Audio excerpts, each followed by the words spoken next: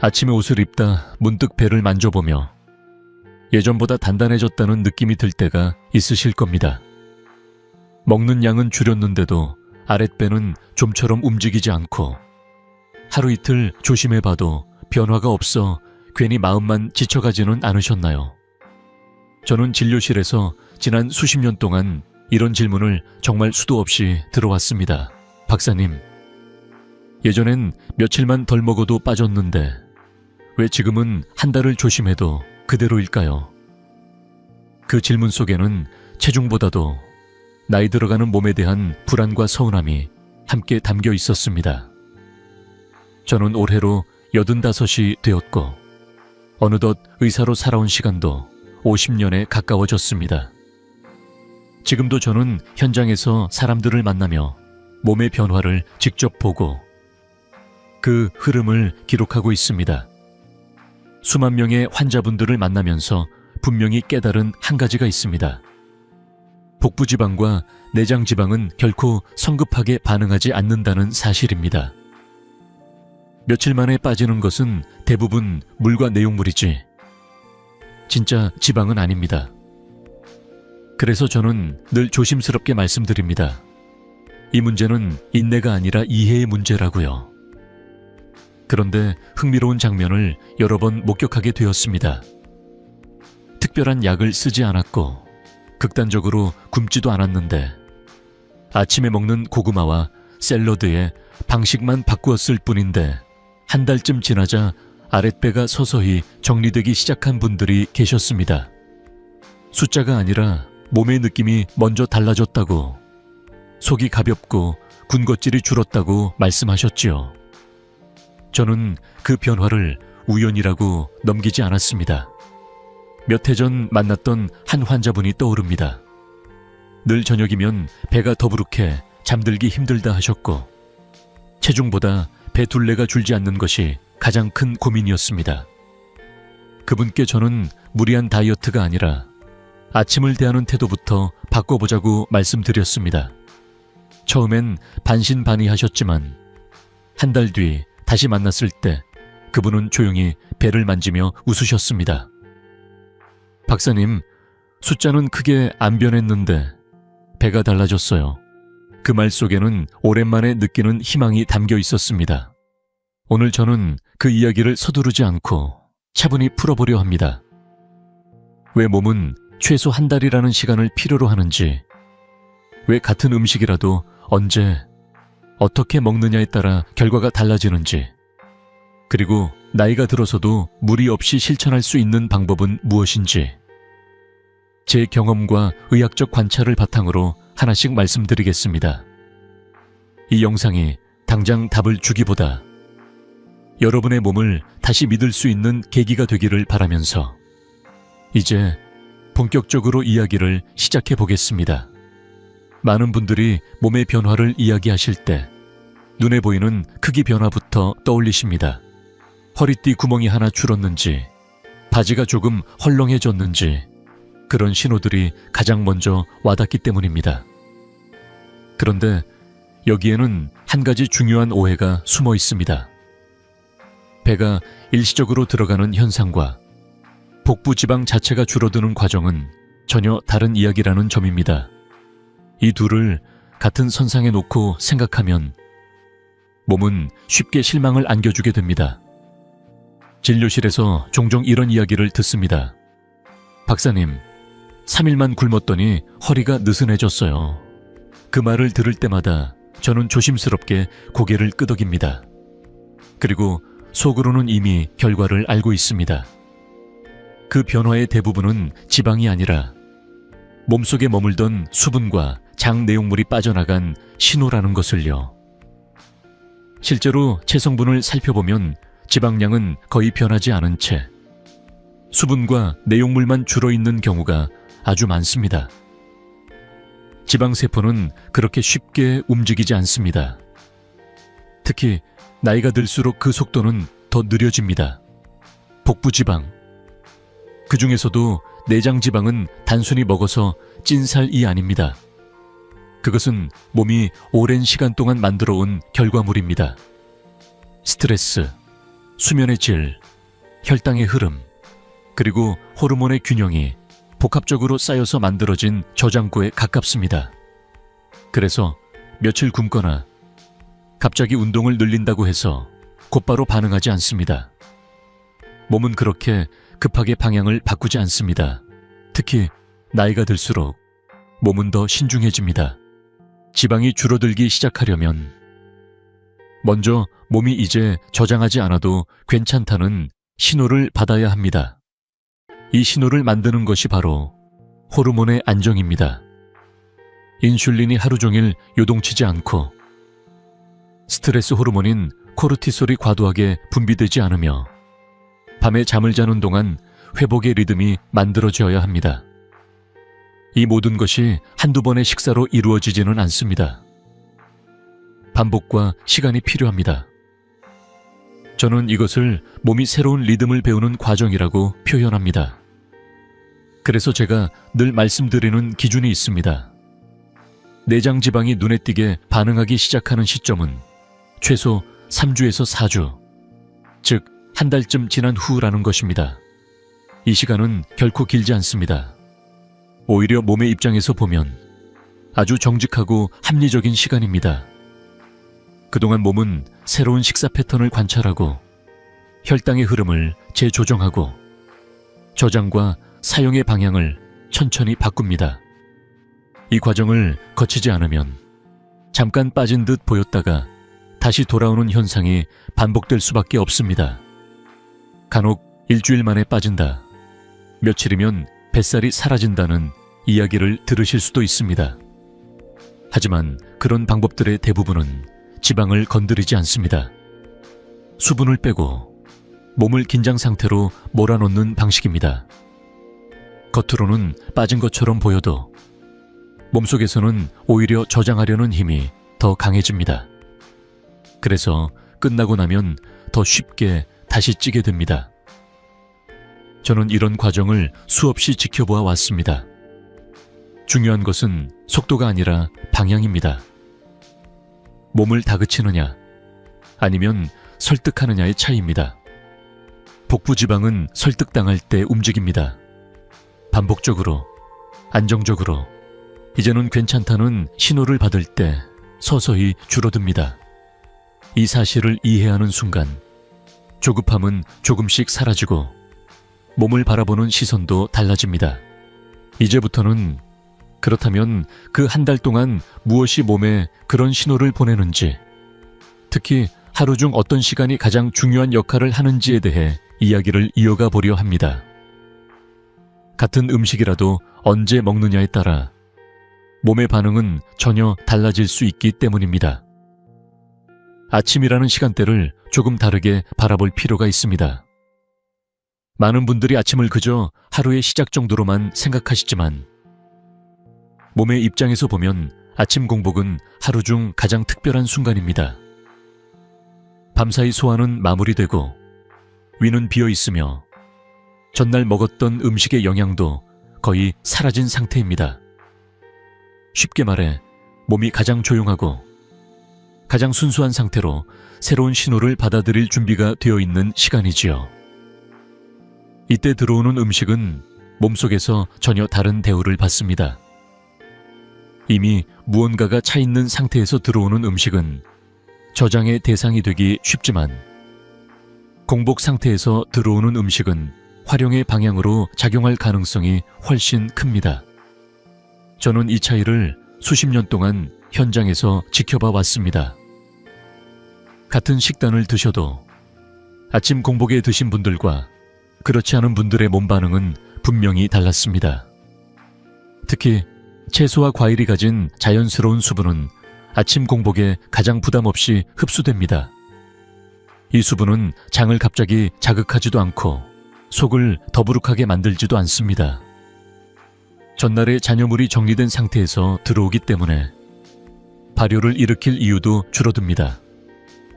그래서 아침 공복에 드신 분들은 속이 편하다, 아침부터 몸이 가볍다는 말을 자주 하십니다.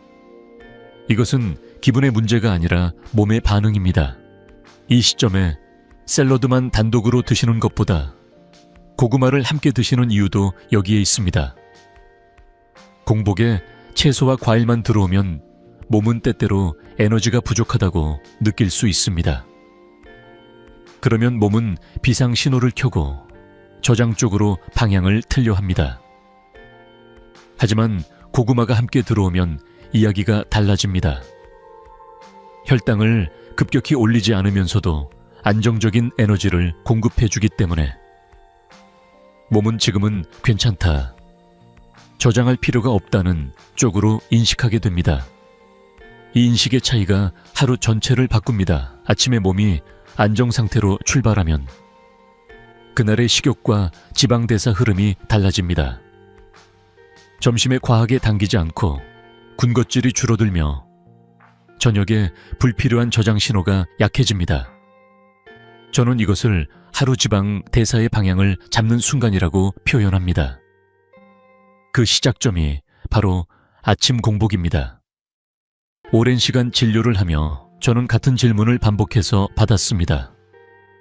박사님, 먹는 건 똑같은데 왜 저는 안 빠질까요? 그럴 때 식단을 자세히 들여다보면 대부분 시간대가 달랐습니다.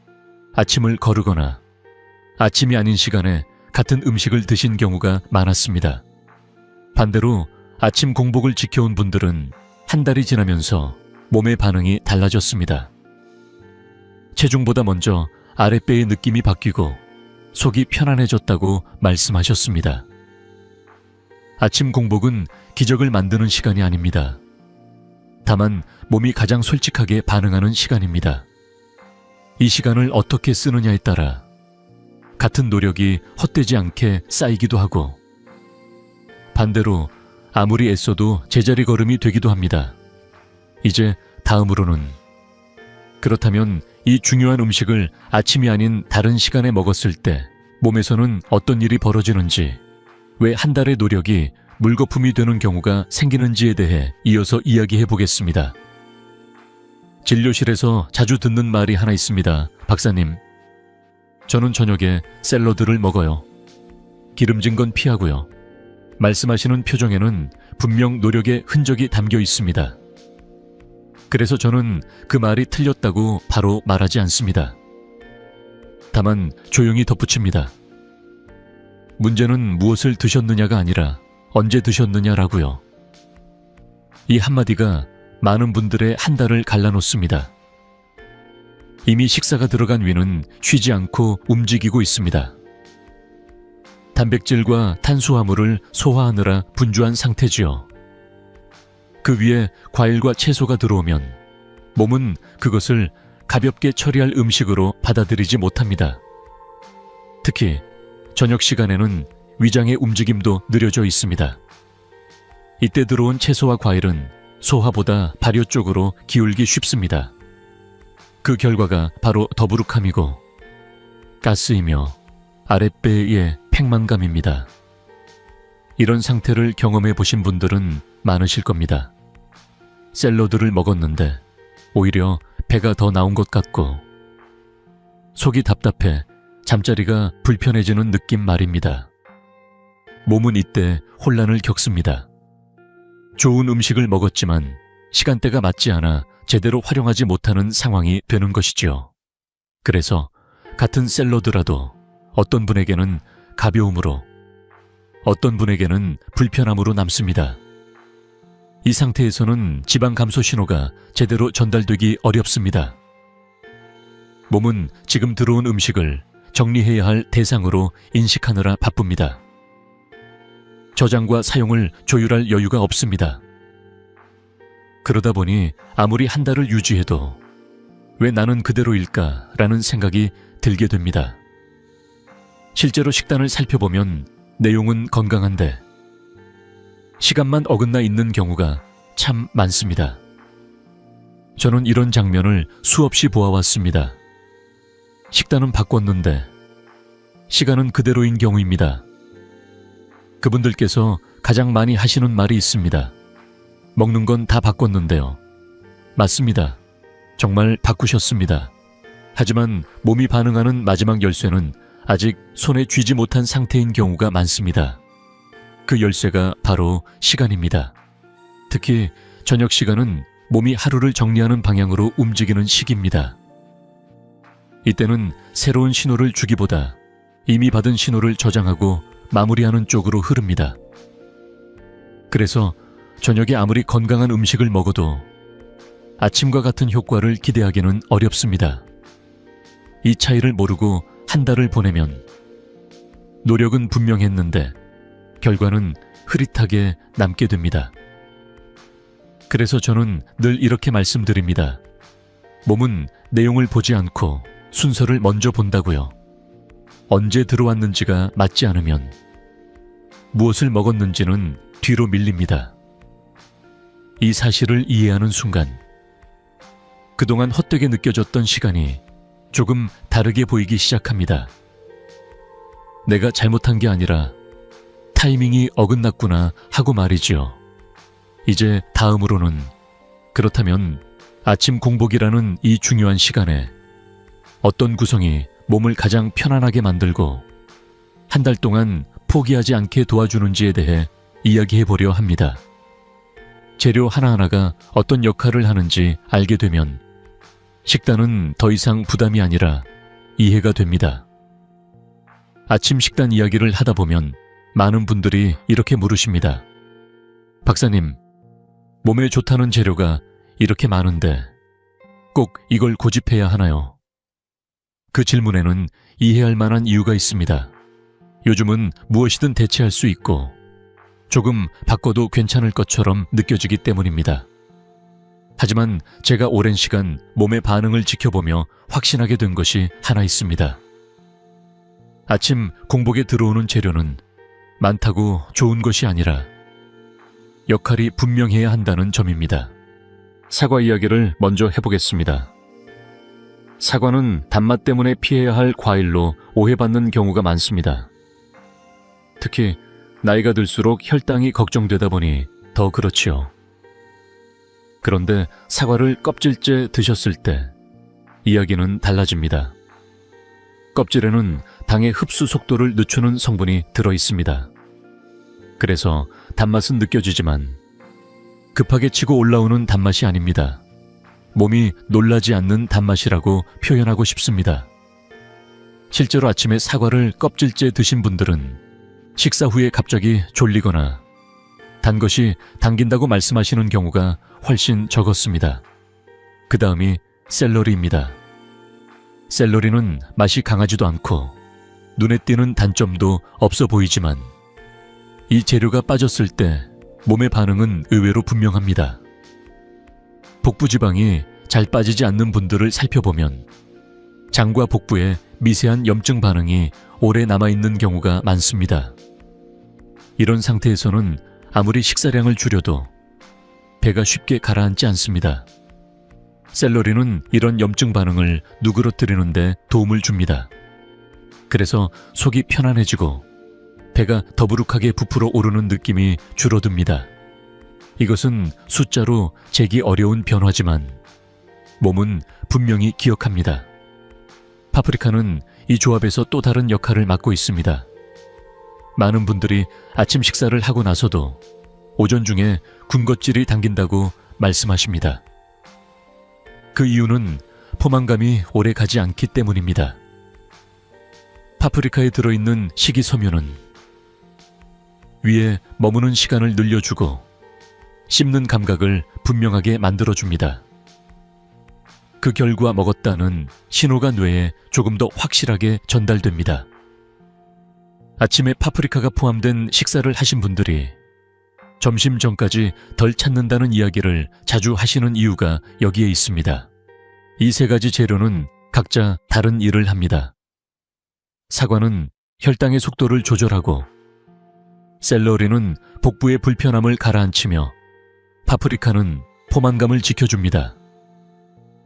어느 하나가 튀어나오지 않고 서로의 빈자리를 채워주는 구조입니다. 저는 이 균형이 중요하다고 생각합니다. 하나만 강조되면 몸은 다시 한쪽으로 기울어지기 쉽습니다. 그래서 비슷한 재료로 바꿔도 되지 않느냐는 질문에는 늘 조심스럽게 답합니다. 바꿀 수는 있지만 그 역할까지 함께 고려해야 한다고요. 아무 생각 없이 재료를 바꾸면 한 달 뒤에도 같은 질문을 반복하게 됩니다. 왜 안 빠질까요? 그때 문제는 의지가 아니라 조합이었던 경우가 많았습니다. 이제 다음으로는 같은 재료를 쓰더라도 어떻게 다루느냐에 따라 이 식단을 오래 유지할 수 있는지 아니면 며칠 만에 질려버리는지가 갈린다는 이야기를 해보려 합니다. 자르는 방식 하나가 생각보다 큰 차이를 만들어냅니다. 음식 이야기를 하다 보면 많은 분들이 재료와 영양 성분에 먼저 관심을 가지십니다. 물론 그것도 중요합니다. 하지만 제가 오랜 시간 진료실과 일상에서 몸의 반응을 지켜보며 느낀 것은 어떤 경우에는 맛보다도 씹는 시간이 훨씬 더 큰 역할을 한다는 사실입니다. 특히 아침 식사처럼 하루의 리듬을 결정하는 식사에서는 더욱 그렇습니다. 음식을 너무 잘게 자르면 어떤 일이 생길까요? 입에 넣고 몇 번 씹지 않아도 금방 넘어가 버립니다. 배는 아직 준비가 되지 않았는데 음식은 이미 사라진 상태가 됩니다.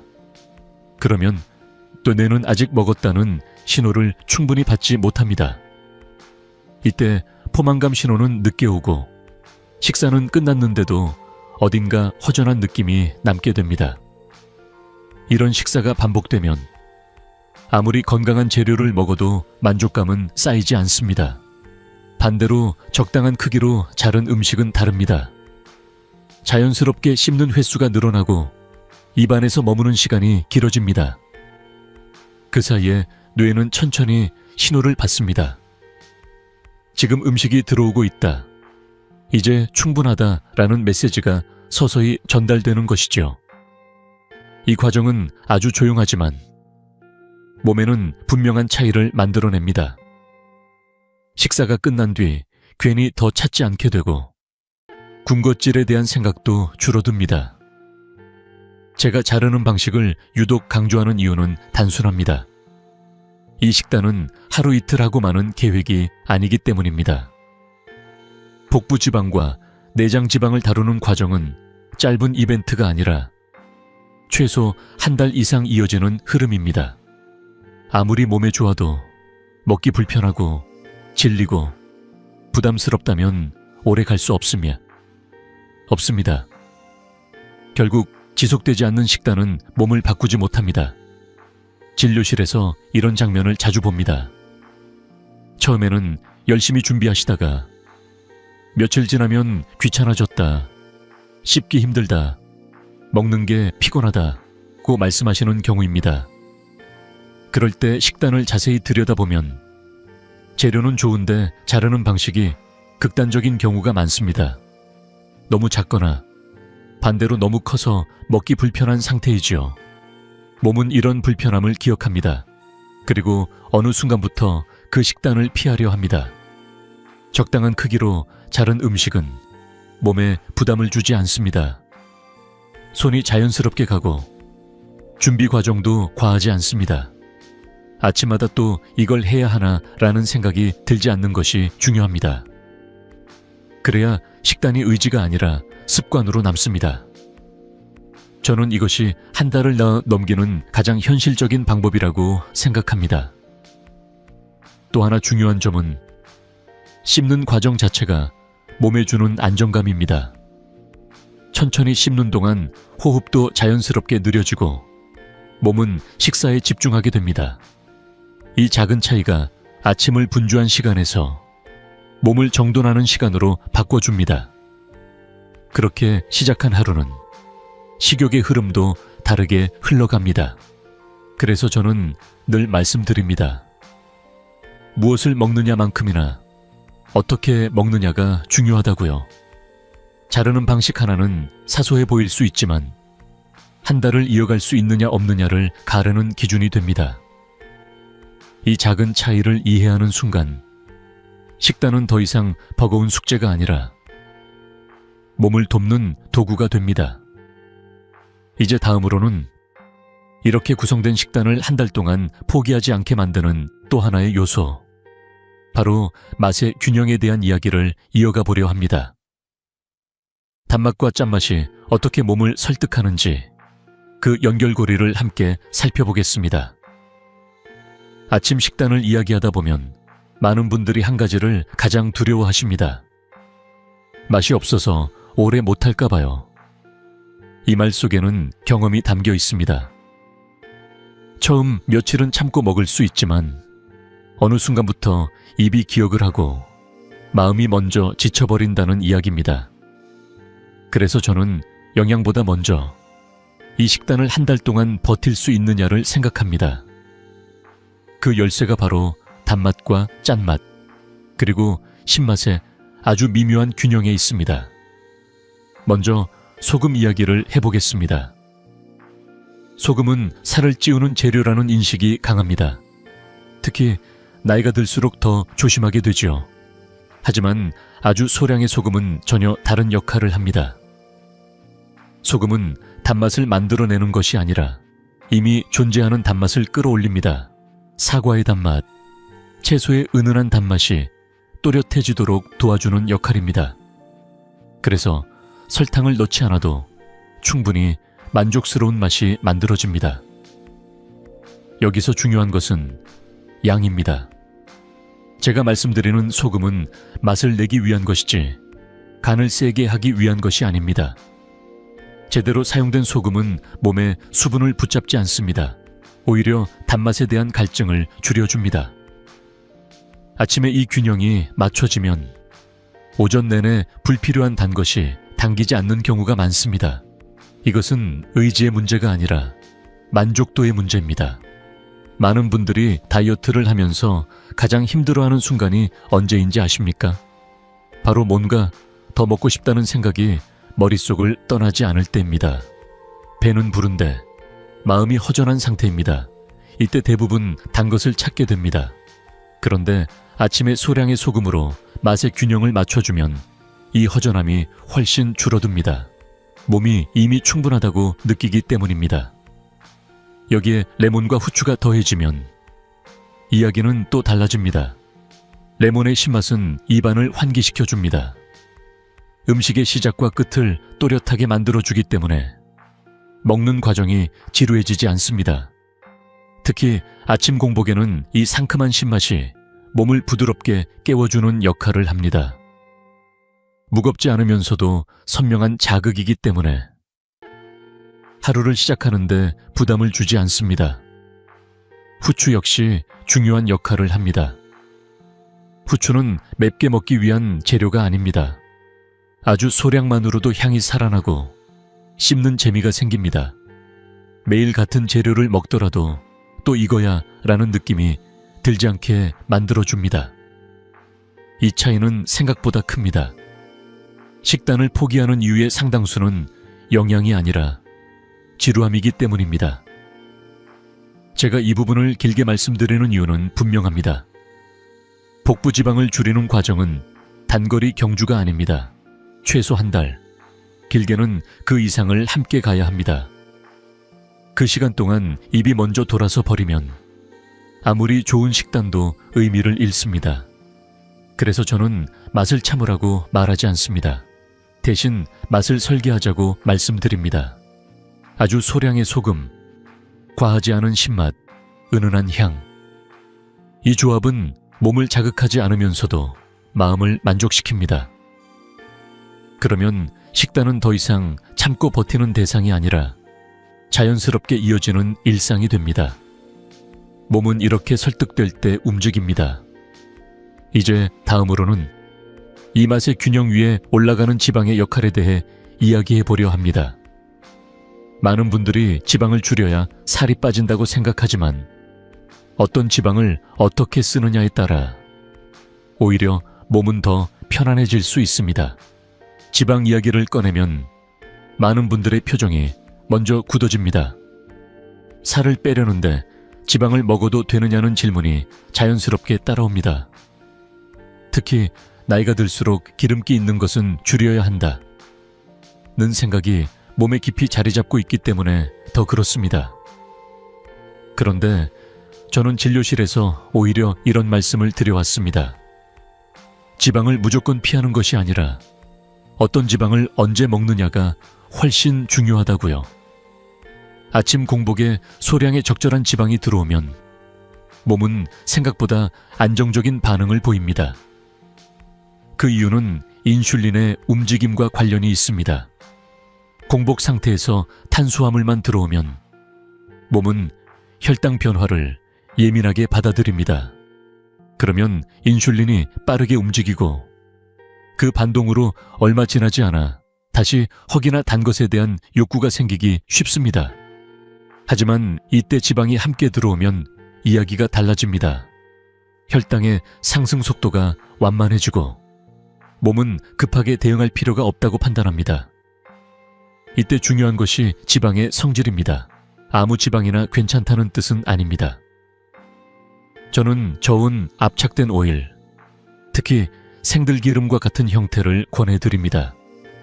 높은 열을 거치지 않은 오일은 몸에 부담을 주지 않고 소화 과정도 비교적 부드럽게 흘러갑니다. 아침에 소량을 더했을 뿐인데도 식사 후의 느낌이 훨씬 안정적이었다고 말씀하시는 분들이 많습니다.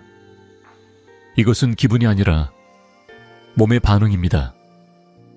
많은 분들이 경험하셨을 겁니다. 아침을 먹고 나서 얼마 지나지 않아 단 것이 당기는 순간을요. 배는 분명히 부른데 마음 한쪽에서 자꾸만 뭔가를 찾게 되는 상태입니다.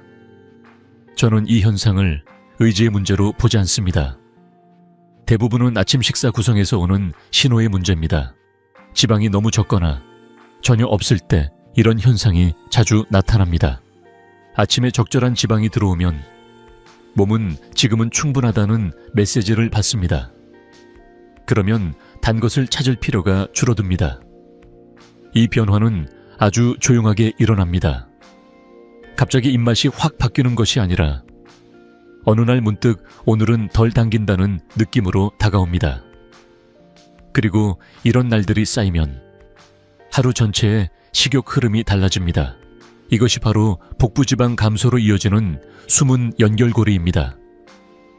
제가 오랜 시간 관찰해온 결과 복부지방이 잘 빠지지 않는 분들 중 상당수는 아침 식사에서 지방을 거의 배제하고 계셨습니다. 칼로리를 줄이려는 의도였겠지만 결과적으로는 몸을 불안정하게 만드는 경우가 많았습니다. 몸은 부족하다고 느낄수록 저장하려는 쪽으로 움직입니다. 특히 나이가 들수록 그 경향은 더 강해집니다. 그래서 저는 아침 식사를 설계할 때 덜 먹자보다 안정시키자라는 말을 먼저 떠올립니다. 소량의 좋은 지방은 몸을 느슨하게 만들지 않습니다. 오히려 긴장을 풀어줍니다. 그러면 인슐린도 과하게 움직이지 않고 식사 이후에 혈당 흐름도 부드러워집니다. 이 상태에서 하루를 보내면 저녁에 불필요한 저장 신호가 줄어듭니다. 중요한 것은 과하지 않다는 점입니다. 한두 숟가락 정도면 충분합니다. 이 정도의 지방은 몸을 무겁게 하지도 않고 소화를 방해하지도 않습니다. 오히려 아침 식사의 만족도를 높여줍니다. 먹고도 허전하지 않다는 느낌이 들면 그날의 식단은 훨씬 수월해집니다. 이렇게 맛의 균형 위에 적절한 지방이 더해지면 식단은 비로소 완성에 가까워집니다. 이제 다음으로는 이 모든 흐름을 실제로 눈에 보이는 변화로 만들어주는 요소, 바로 고구마에 대한 이야기를 이어가 보려 합니다. 왜 고구마를 빼면 안 되는지, 그리고 어떻게 먹어야 한 달 뒤 몸이 달라지는지 차분히 말씀드리겠습니다. 고구마 이야기를 꺼내면 반응이 극명하게 갈립니다. 어떤 분들은 다이어트에 웬 고구마냐 고 고개를 젓고, 또 어떤 분들은 그래도 고구마는 괜찮다고 말합니다. 이 차이는 고구마 자체가 아니라 고구마를 바라보는 방식에서 생깁니다.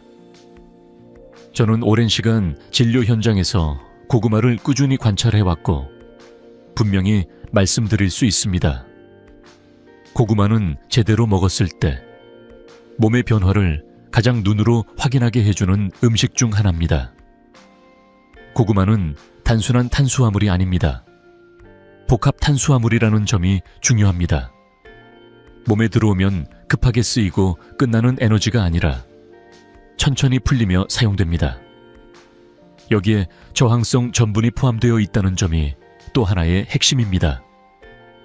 이 전분은 바로 지방으로 저장되기보다는 장을 거치며 대사 과정에 긍정적인 영향을 줍니다. 그래서 같은 양을 먹어도 밥이나 빵과는 전혀 다른 반응을 보입니다. 많은 분들이 고구마를 먹고 살이 찔까 걱정하십니다. 그런데 제가 지켜본 결과는 조금 다릅니다. 고구마를 빼고 식단을 유지하신 분들보다 오히려 적정량의 고구마를 포함한 분들이 중간에 포기하지 않고 한 달을 넘기는 경우가 훨씬 많았습니다. 이유는 간단합니다. 배고픔과 기운 빠짐을 동시에 막아주기 때문입니다. 몸이 힘들지 않으니 억지로 참지 않아도 됩니다. 여기서 중요한 것이 조리 방법입니다. 고구마를 굽지 않고 삶거나 찌는 이유는 분명합니다. 굽는 과정에서는 수분이 빠져나가고 단맛은 강해지지만 몸이 편안하게 받아들이는 성질은 줄어듭니다. 반면 삶거나 찐 고구마는 수분이 남아있어 장을 자극하지 않고 대사도 부드럽게 흘러갑니다. 같은 고구마라도 몸이 느끼는 무게는 전혀 다릅니다. 아침에 드실 때의 양도 중요합니다. 제가 권하는 기준은 중간 크기 고구마의 반 개 정도입니다. 많지도 적지도 않은 이 양은 오전 내내 배고픔을 막아주고 기운이 떨어지는 것을 예방해줍니다.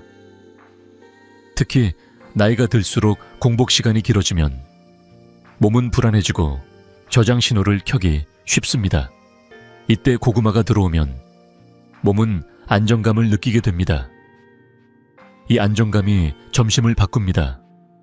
점심에 과하게 당기지 않고 자연스럽게 식사량이 줄어듭니다. 억지로 줄이는 것이 아니라 덜 필요해지는 것입니다. 저는 이 변화를 가장 중요하게 봅니다. 왜냐하면 복부 지방은 하루 한 끼의 극단적인 선택이 아니라 하루 전체의 흐름 속에서 줄어들기 때문입니다. 한 달쯤 지나면 비슷한 이야기를 듣게 됩니다. 박사님, 배는 예전보다 덜 고픈데 배는 들어갔어요. 체중계 숫자는 크게 변하지 않았을 수도 있습니다. 하지만 거울 앞에서 느끼는 느낌은 분명히 달라집니다. 아랫배가 덜 단단해지고 속이 편안해졌다는 말을 많이 하십니다. 저는 이 변화를 가장 신뢰합니다. 몸이 보내는 가장 솔직한 신호이기 때문입니다. 고구마는 기적을 만드는 음식이 아닙니다. 다만 몸이 스스로 방향을 바꾸도록 돕는 도구입니다. 배고픔을 참고 버티게 하는 음식이 아니라 참고 버티지 않아도 되게 만드는 음식입니다. 그래서 저는 고구마를 빼지 말라고 말씀드립니다. 대신 제대로 먹자고 말씀드립니다. 이제 마지막으로 이렇게 한 달을 보냈을 때 몸에는 어떤 변화들이 자연스럽게 나타나는지, 그리고 이 과정을 어떻게 받아들이면 좋을지에 대해 정리하며 이야기를 마무리해보려 합니다. 서두르지 않아도 괜찮다는 이야기, 그 이유를 함께 나누겠습니다. 여기까지 함께 오신 분들이라면 이제는 조금 다른 시선으로 자신의 몸을 바라보고 계실 거라 생각합니다. 몸은 우리가 다그칠수록 더 움츠러들고 서두를수록 더 느려집니다. 특히 나이가 들수록 그 경향은 분명해집니다. 하지만 한편으로 몸은 아주 정직합니다. 방향만 맞으면 시간을 들인 만큼 반드시 답을 줍니다. 오늘 말씀드린 이야기를 다시 복잡하게 기억하실 필요는 없습니다. 핵심은 단순합니다. 아침 공복이라는 가장 열린 시간에 몸을 놀라게 하지 않는 방식으로 먹는 것, 저장이 아니라 활용의 신호를 보내는 것, 그리고 그것을 최소 한 달 동안 꾸준히 이어가는 것입니다.